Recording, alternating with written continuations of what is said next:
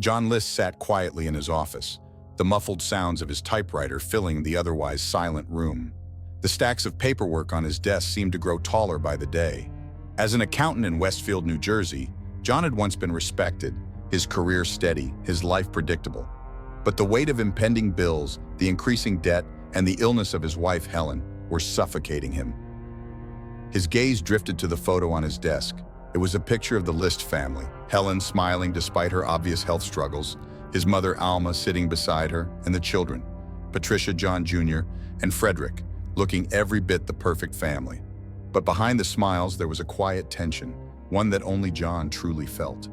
His mind spiraled, the debts piled up, and his responsibilities grew. Helen's health had worsened, and he was the sole breadwinner, barely able to cover their medical bills, let alone the mortgage on the large house they had once been so proud of.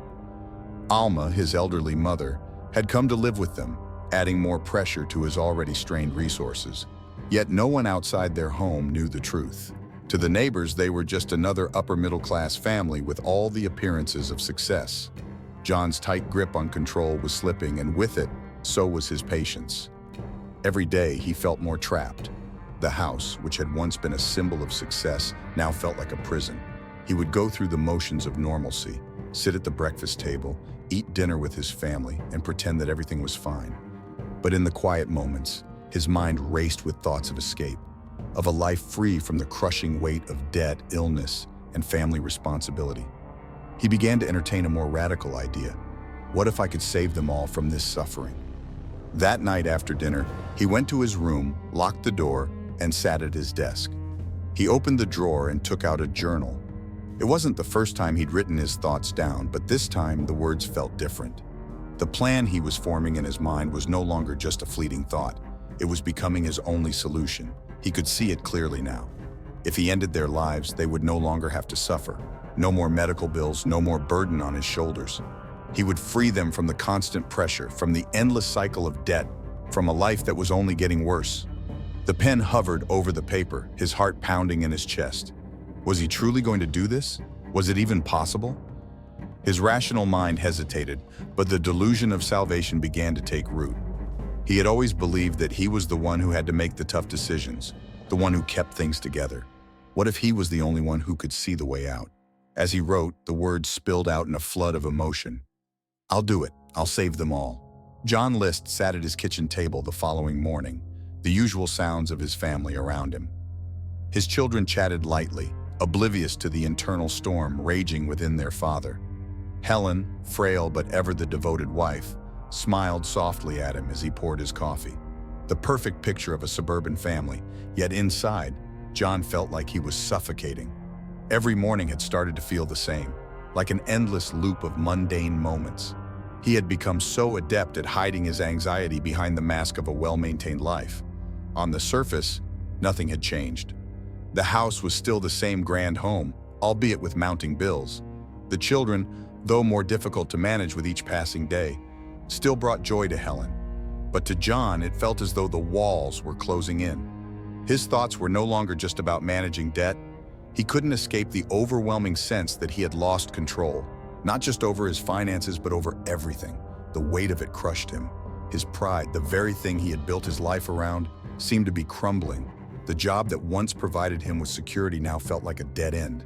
His family, his mother, and his wife, each was a constant reminder of his inability to maintain the illusion of success he'd so desperately tried to create. But the most frustrating thing was his inability to escape the role he had carved out for himself. John was supposed to be the provider, the protector, the man who could hold it all together, but he was failing.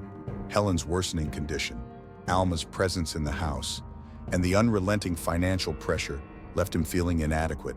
The weight of responsibility was like a chain, dragging him down further into despair. Every day, he thought about the what-ifs. What if his family didn't have to suffer like this? What if there was a way to make it all go away? The more he thought about it, the more it seemed like the only solution. If he could eliminate the pain, the debt, the struggle, then everything would be better. For them, for him. It wasn't just about money. It wasn't even about his own well-being anymore. It was about control. The more he examined it, the more John realized that his desire to control everything around him, his family, his image, his life, was slowly destroying him. And that loss of control, that fear of failing in front of everyone, was more unbearable than any financial problem. His mind turned to the dark idea that had been festering for weeks now. Could he do it? Could he end it all for them, for himself? He knew the answer deep down, yes. It would be the only way to put an end to the suffocating weight of the responsibility that had consumed him. The guilt was growing, but so was the resolve. He couldn't live this way anymore, and the more he rationalized it, the more the decision seemed right, even logical. They would be better off without him. He couldn't ask Helen to endure more suffering, and he couldn't bear the idea of watching his children grow up burdened by debts he couldn't erase. He could see it now. His actions would be their salvation. That night, as he lay in bed staring at the ceiling, John felt the surge of clarity wash over him. He had finally made the decision. He didn't just want to do this, he needed to do this. The weight of it all felt like a final solution to the chaos he had created in his mind. But the feeling of power, of control, was not comforting. It was terrifying. John felt his pulse quicken. He was standing on the edge, and everything around him seemed to spin faster as the realization took hold. This was it, the point of no return. The air in the List household felt heavy, almost suffocating, as John List sat at the kitchen table that morning. It was the same routine. The kids were preparing for school, his mother Alma was quietly sitting in the living room, and Helen was slowly sipping her tea, her frail hands shaking slightly. John felt as if everything around him had become a performance, an act. He had been playing the role of the devoted husband and father for so long, and now, more than ever, it all seemed like a facade, a lie. Each passing minute felt like an eternity, and inside his mind, the thoughts that had been brewing for weeks were starting to overwhelm him. The weight of his decisions was growing heavier with every breath. He had spent so many sleepless nights wrestling with his conscience, trying to convince himself that what he was about to do was the right thing. But every time he closed his eyes, the thought remained, I have no choice. The argument from the night before still echoed in his ears. Helen, too tired to fight, had only said, John, we'll figure it out. We always do. But her optimism, her hope for a future that no longer seemed realistic, only deepened the pit in his stomach. He had tried for years to hold it all together, to fix their financial problems, to keep the family in the house they had worked so hard to maintain. But now it felt like the walls were closing in on him. The house was a constant reminder of his failure, of how far they had fallen. They deserve better than this, he thought. They deserve peace. I can give them that. I can end their suffering.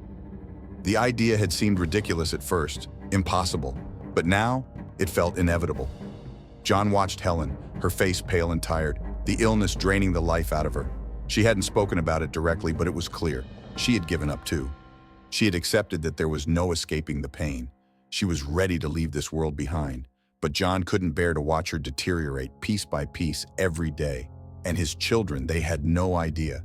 They were still so young, their lives ahead of them. But how could he, a father, allow them to live in a world that would only disappoint them, a world where his debts would continue to chase them forever? The guilt gnawed at him, but it was drowned out by the deep-rooted belief that he was doing this for their own good. If he didn't act now, they would continue to suffer. If he didn't put an end to it, there would be no peace. The weight of responsibility had driven him to this point, and the decision had been made. He stood up abruptly, the chair scraping across the floor, startling Helen. She looked up, concerned. John, what's wrong? He forced a smile, though his eyes betrayed him. Nothing, Helen. Everything's fine. Go back to your tea. John took a deep breath and stepped into the living room where Alma sat quietly reading a book. She was so frail now, her once strong hands trembling as they turned the pages. She looked up at him, her old eyes filled with confusion. She didn't understand what was happening inside his mind. She didn't know the weight he carried, the storm that was slowly consuming him. Mother, John said quietly, his voice almost shaking, I'll make it all better. You don't have to worry anymore. Alma gave him a weak smile, clearly unaware of the true meaning behind his words. She had always trusted him, had always seen him as the steady, dependable son. But that man, the one she had known all her life, was gone. In his place was a man who had already made up his mind. As he turned and walked back to the kitchen, his heart raced. The fear, the doubt, the hesitation, it all faded away. It had been building for so long, and now it was too late to turn back. John List knew exactly what he was going to do. There was no more second-guessing, no more rationalizing. The decision had been made. The finality of it felt both terrifying and strangely liberating. The act that would erase the chaos, the pain, the burdens, they would all disappear. His family would be free. He would be free. As John List sat back down at the table, the last traces of doubt vanished. There was no going back. He would do it. He would save them. He would save himself. The morning was still and eerily quiet. The sun had barely risen, and the house was alive with the soft, muffled sounds of a typical day beginning. John List sat at the kitchen table once again, pretending to sip his coffee. His eyes, however, were distant, fixed on nothing in particular. His mind raced. This would be the day everything would change. There was no more hesitation. There was only the plan he had set in motion. He would do it, and there would be no turning back. Helen was in the living room, sitting by the window, watching the sun creep over the horizon. She didn't know that her husband had already made up his mind. She smiled faintly as John walked past her, pretending everything was normal. His face was a mask of calm, but beneath the surface his heart raced. He had planned every detail with meticulous care, and now it was time to execute. His children were still asleep. He could hear their soft breathing from the hallway. He had promised them he would always protect them, and yet, in a twisted way, this was his way of saving them. If only they knew, if only they understood that he truly believed this was the only way. The burden of their futures had been too much for him to carry. His failures as a father and husband haunted him. John slowly walked to the bedroom where the gun lay hidden under a pile of clothes. It was as if the weapon was waiting for him, its cold metallic surface now a part of his destiny. His fingers closed around the handle, the weight of it familiar yet somehow more pressing than ever. He took a deep breath and began to walk back to the living room. The moment had arrived. John's first target was Helen. He entered the living room where she still sat by the window, unaware of the impending doom. She looked up at him, a faint smile on her lips, as if everything were still perfect. John stood there for a moment watching her, his heart pounding. The woman he had once loved, the mother of his children, was about to become the first victim of his plan. She would never have to suffer again. He had convinced himself that this was for the best. He took the gun from the waistband of his pants and aimed it at her. Her eyes widened in confusion. "John?" she asked. But before she could say anything more, he pulled the trigger. The sound of the gunshot was deafening in the quiet house, and Helen's body slumped forward, lifeless. The shock of it hit John like a tidal wave. His hands shook as he looked at her, but there was no time for guilt. There was no time to second-guess himself. He had already made the decision. Now, he had to finish it. He moved quickly, methodically. Alma was next. She was in the kitchen, sitting at the table, just as she always did in the mornings. John approached her from behind. She turned to him with a questioning look, her frail voice soft as she asked, "John, what's going on?" Without answering, he raised the gun. He fired once, and Alma's body crumpled to the floor. John's stomach churned, but he pushed it down. He couldn't let himself feel the weight of this. Not now. The children, Patricia, John Jr., and Frederick, were still asleep upstairs. They had no idea that the end was near. They had no idea that the family they had known, the one they thought was safe and secure, was about to be shattered forever.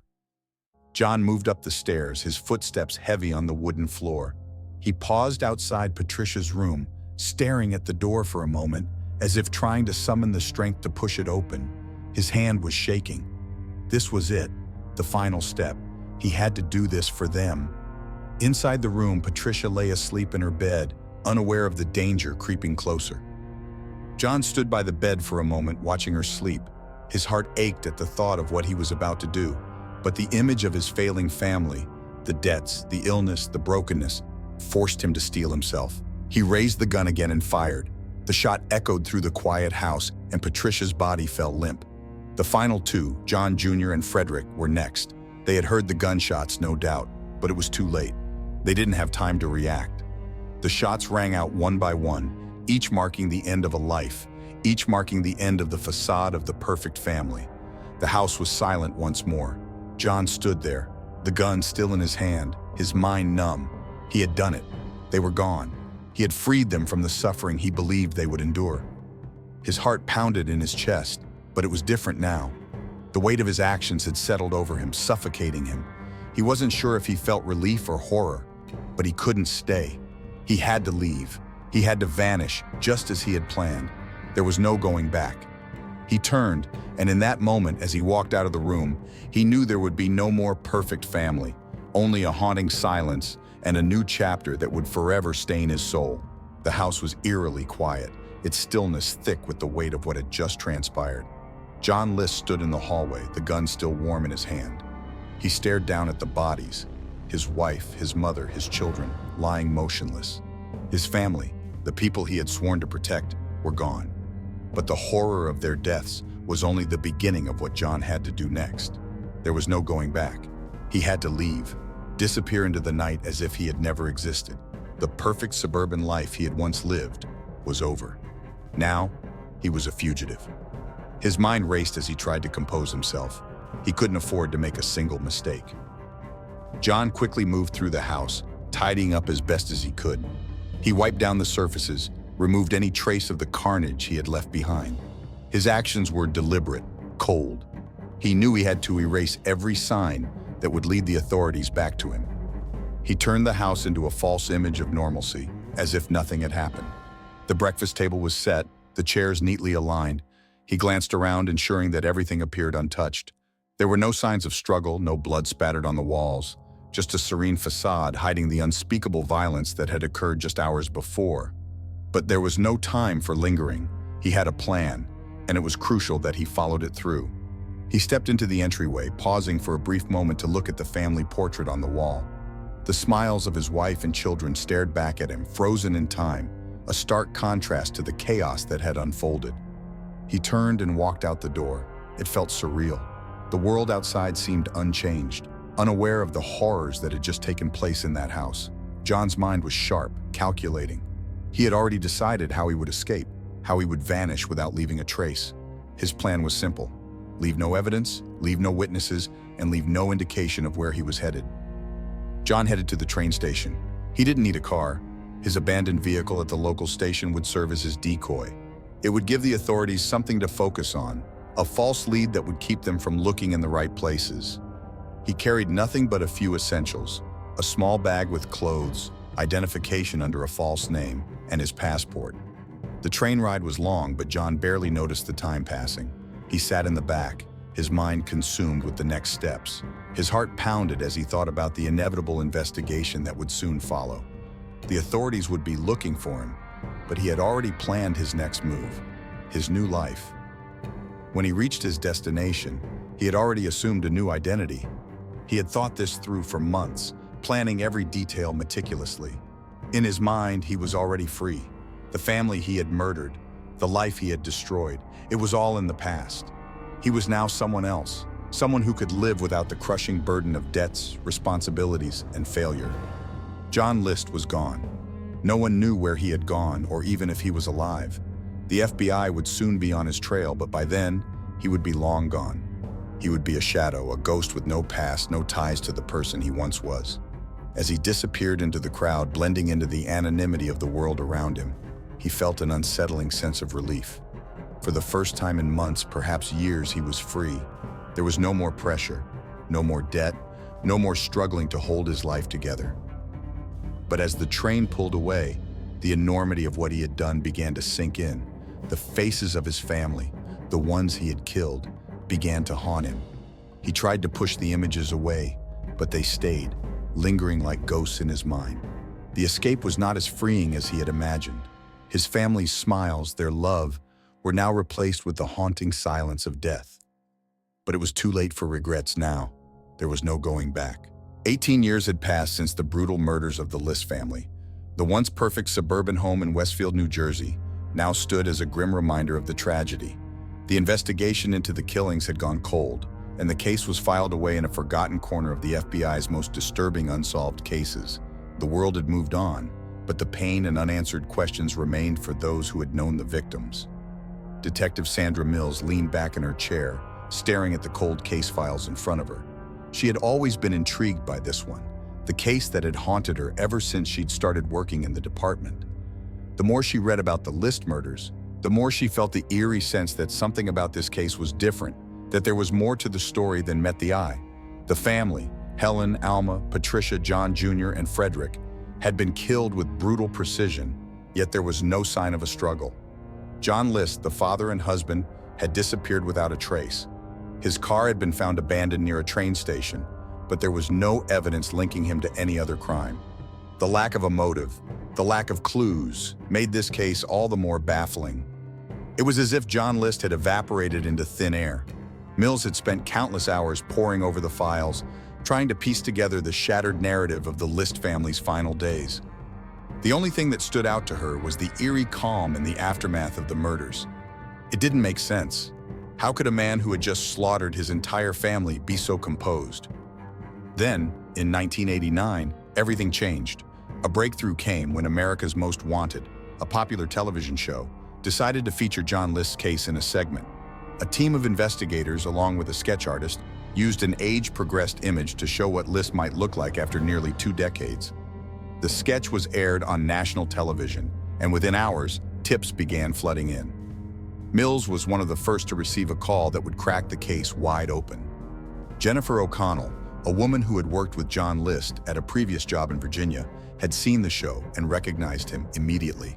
She had worked alongside him years earlier, when he went by the name Robert Clark. Jennifer's shock was palpable as she recalled her past encounters with him. He had been a quiet, reserved man, no hint of the monster he would later become.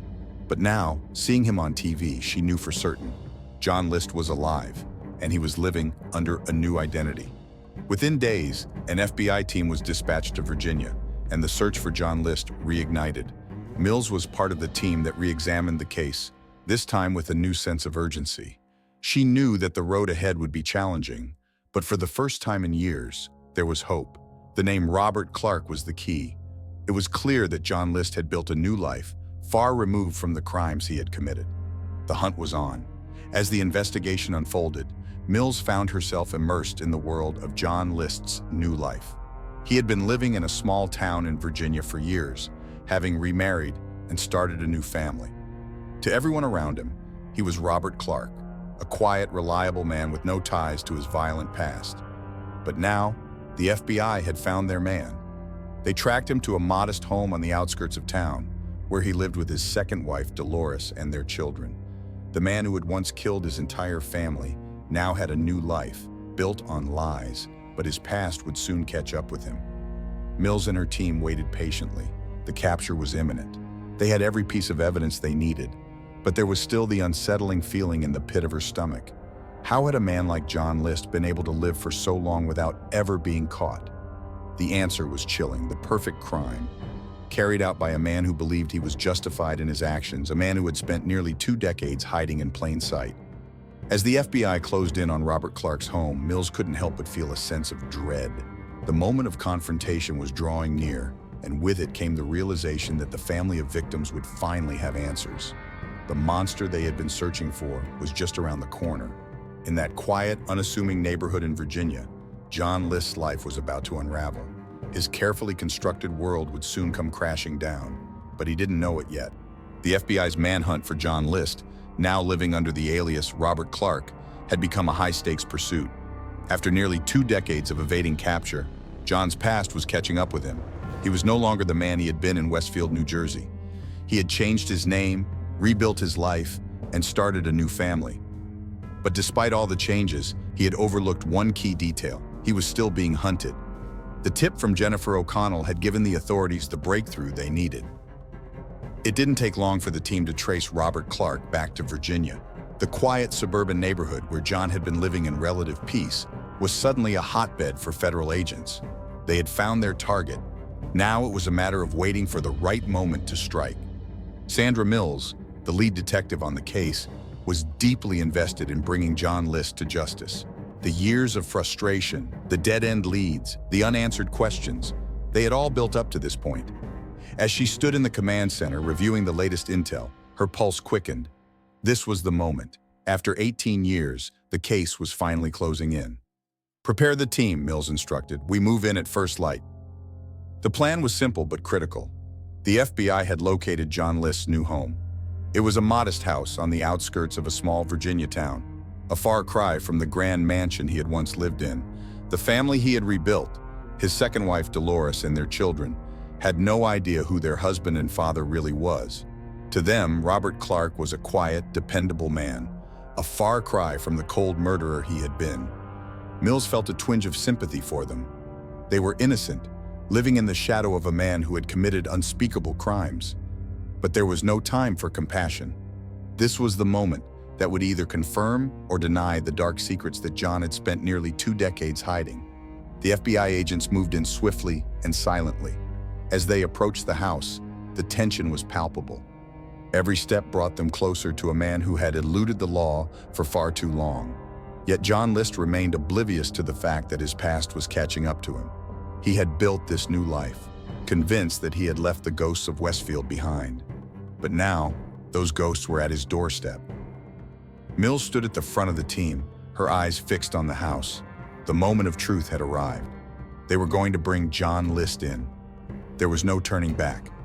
The agents surrounded the house, and with one quick motion, they knocked on the door. For a moment, there was only silence. Then, the door creaked open. John, or Robert Clark as he was known now, appeared in the doorway. His face was a picture of confusion, no doubt wondering what the agents wanted. "Mr. Clark?" Mills asked, her voice steady but firm. "We need to talk." John's expression changed instantly. His eyes widened, and for the first time in 18 years, he knew that his past had caught up with him. The man who had escaped without a trace, who had reinvented himself and built a new life, now stood face to face with the consequences of his actions. I don't understand," John stammered, his hands trembling. "I don't know what this is about." Mills didn't give him a chance to speak further. With a swift motion, she stepped forward and placed handcuffs on his wrists. John List was arrested. The man who had murdered his wife, his mother, and his children was now in custody. The shock was evident on his face, but it quickly gave way to something else: anger. John List's belief that he was justified in his actions, that he had saved his family, didn't crumble in that moment. Instead, he clung to the idea that he was the hero of his own story. He had no remorse for what he had done. As the agents led him out of the house, he barely resisted. He had spent 18 years living under the radar, constantly looking over his shoulder. But now that he was caught, it was as if the weight of the world had lifted from his shoulders. There was no escape anymore, no more running. For Mills, the sense of relief was overwhelming. The years of tireless work, the sleepless nights, the constant investigation. Finally, it was over. But it wasn't just a victory for her. It was for the victims too. The family he had slaughtered, the lives he had stolen, the endless pain they had endured. All of it had led to this moment. The truth would finally come to light.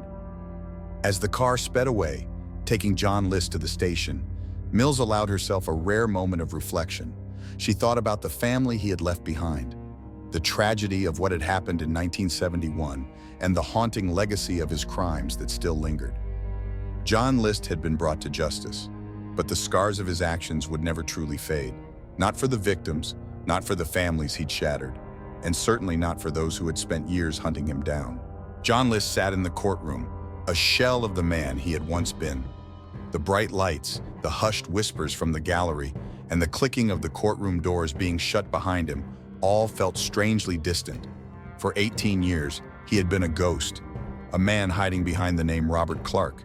But now, sitting in front of the jury, facing the consequences of his actions, the reality of what he had done began to settle in.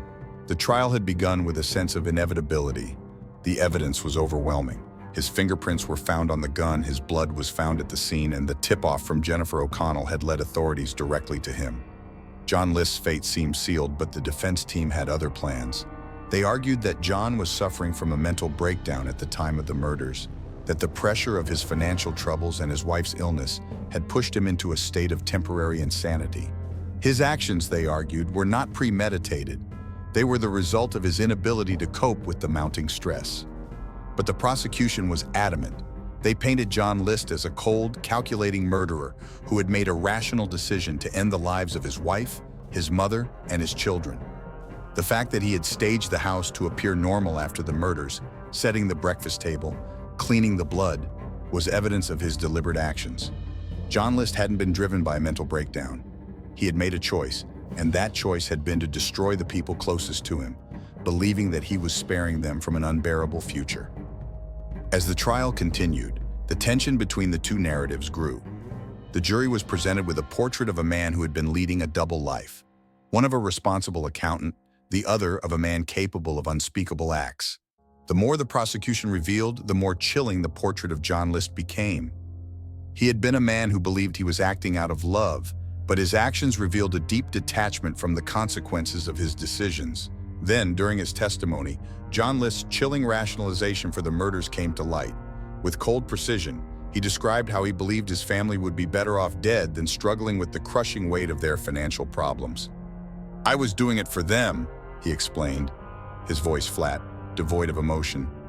"They would have been better off without me. I was saving them from a life of suffering." The room fell silent. Jurors exchanged uneasy glances. John List's calm demeanor, his utter lack of remorse, sent a shiver through the courtroom. This wasn't the confession of a man racked with guilt. It was the confession of a man who had convinced himself that what he had done was justified. As the trial neared its conclusion, the courtroom buzzed with anticipation. The defense rested their case, and the prosecution prepared for closing arguments. But it was clear to everyone that this was no longer about proving John List's guilt. He had already confessed, and the evidence was irrefutable. It was now about understanding the mind of a man who could commit such a heinous act and live with it for so long. In the final moments of the trial, the defense made one last attempt to sway the jury. They called a psychiatrist to the stand, who testified that John List had been experiencing a severe mental breakdown at the time of the murders. The psychiatrist claimed that John had been suffering from intense depression and a skewed sense of reality, which led him to believe that his actions were an act of mercy.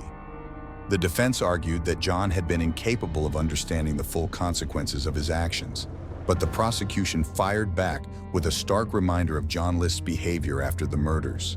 His calculated efforts to cover his tracks, his careful planning to disappear without a trace, and his lack of remorse all pointed to a man who knew exactly what he was doing. This was not the act of a man in a moment of madness. It was the act of a man who had coldly decided to end the lives of his family. The jury deliberated for just over a day. When they returned to the courtroom, the foreman stood up to deliver the verdict. John List was found guilty of 5 counts of first-degree murder. As the verdict was read, John List sat motionless. He had expected this. In some ways, he had already resigned himself to this fate. His life, as he knew it, was over. He would spend the rest of his days behind bars, but in his mind, he had already done the right thing. The trial, the verdict, it didn't matter. He had saved them, hadn't he? The victims, Helen, Alma, Patricia, John Jr., and Frederick, had been lost. But now, in a small way, justice had been served. The families who had suffered because of John List's actions could finally begin to heal. The truth, however painful, had been laid bare. And for John List, the final revelation had come. He would never escape the legacy of his crimes. The man who believed he had acted out of love and mercy was now a convicted murderer, his fate sealed by the very people he had once tried to protect. John List sat alone in his prison cell, the cold concrete walls closing in around him. The noise of the other inmates seemed distant, as though he were no longer a part of the world outside. His life as Robert Clark, the quiet, unsuspecting man who had rebuilt himself after the murders, had come crashing down. Now, there was nothing but time, a long, unrelenting stretch of it to reflect on everything he had done. His conviction had come as no surprise to him. In many ways, he had known this day was coming ever since he had made the decision to end his family's lives. What was most disturbing, however, was the complete detachment he felt. He had imagined that facing the consequences of his actions might stir some emotion, guilt, regret, maybe even sorrow. But as he sat in his cell, he realized there was only a hollow emptiness inside of him. His belief that he had saved them, that he had done the right thing by killing his family, had not wavered. Days passed slowly. John's new life, the one he had built under a different name, felt like a distant dream. He had run for so long, but now, sitting in prison, he could feel the weight of the truth. He had spent 18 years in the shadows, hiding from the people he had betrayed, but now they had all found him, and there was no escape. The families of his victims had found closure. The justice system had done its job, and now it was time for him to pay for the lives he had taken. Yet as the reality of his situation set in, John felt no remorse. In his mind, his actions had been justified. His family had been suffering, and he had seen himself as the only one capable of ending that suffering. In the courtroom, he had explained it all, how he believed he had been saving them from a life of sin and hardship. But the cold, indifferent stares of the jury, the faces of his children forever frozen in his mind, had failed to shake his conviction. John's thoughts often drifted back to the night of the murders, the way the house had looked afterward, so quiet, so still. He remembered the calmness with which he had cleaned the scene, making sure everything was as it should be. He had convinced himself that he was performing a noble act, a moral duty. Now, as the days turned to weeks and the weeks into months, the reality of his actions began to creep in. It wasn't guilt that gnawed at him, but a growing sense of isolation. For the first time, John felt the weight of his own delusion. He had spent years in a self-imposed exile, both physically and emotionally, but now, in the cold silence of his cell, he was forced to face the truth. There was no way to justify what he had done. There was no mercy in murder. He had destroyed the lives of those he claimed to love, and for what? A fantasy of salvation that never existed. In his isolation, John began to question his own motives. Why had he believed so strongly that killing his family was the only way to save them? His beliefs had been twisted, shaped by his own fears and desires. He had made them into scapegoats for his own failures. His pride, his need to control, had pushed him into a place where he believed he could decide who lived and who died. But the truth was far more insidious. He had been running from his own shortcomings, from the realization that he was not the man he thought he was. But even now, sitting in his cell, John didn't feel any closer to understanding himself. His reflection in the small, grimy mirror that hung on the wall was a stranger's face, his eyes hollow, his expression distant. He had come to understand that the man he had been, the one who had believed he was doing the right thing, was gone. The delusions that had once driven him had withered away, leaving only a man faced with the horrific reality of his actions. And yet, there was no catharsis, no tearful breakdown, just the numb acceptance of what he had done.